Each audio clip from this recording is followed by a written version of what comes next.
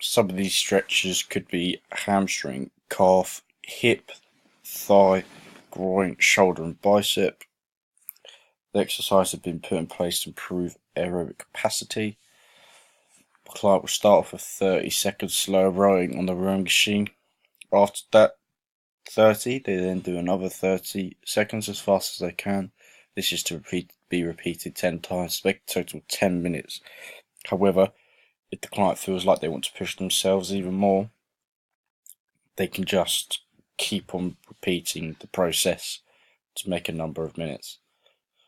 After they complete the interval training, a cool down is to be completed to reduce the chances of injury and DOMS. An ice bath can be done but is optional as it will help aid the process of recovery. So static and dynamic stretches will be needed to be done. Some of these would be hamstring, calf, hip, groin, shoulder and bicep. Saturday. Before my client begins their 5 mile,